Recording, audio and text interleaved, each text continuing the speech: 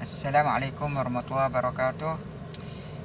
Pada pagi ini saya ingin membongkar satu lagi ajaran dipanggil Al-Mufawwidah. Al-Mufawwidah bermakna memberikan menyerahkan tugas, menyerah. Yufawwid, menyerahkan tugas, yakni Allah SWT menyerahkan tugas kepada seseorang ataupun kepada sesiapalah untuk mengurus alam ini. Ini berlaku dalam Syiah, dipanggil Syiah Al-Mufawwidah. Syiah ini adalah wujud sampai sekarang. Di antaranya Amir Quraisy itu, kalau tajuk dalam bahasa Arab, Amir Quraisy.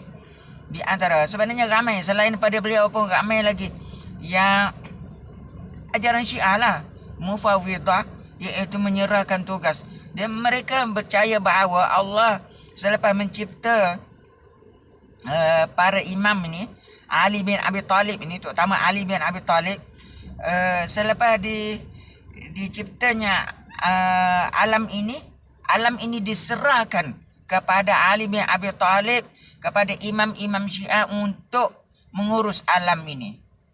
Sebab itu golongan Syiah Al-Mufawwidah ni, mereka Amir Quraisy itu terutama sekali menyebut Ali Khaliq, Ali adalah pencipta alam ini, Ali Razik, Ali adalah pemberi rezeki kepada manusia, kepada alam ini.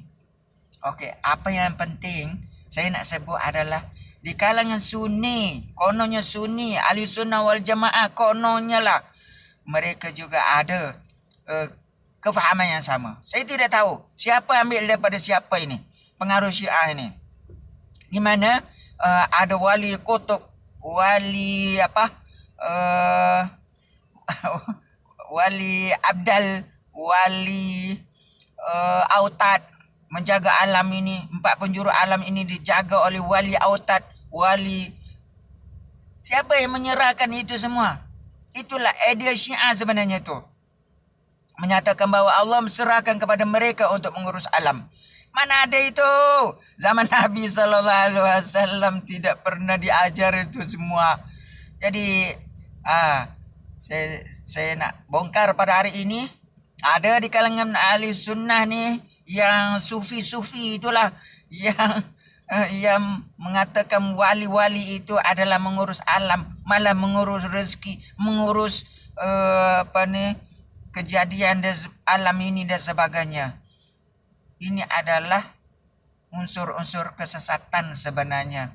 Awas daripada terpengaruh dengan ajaran-ajaran yang bermasalah ni. Wassalamualaikum warahmatullahi wabarakatuh.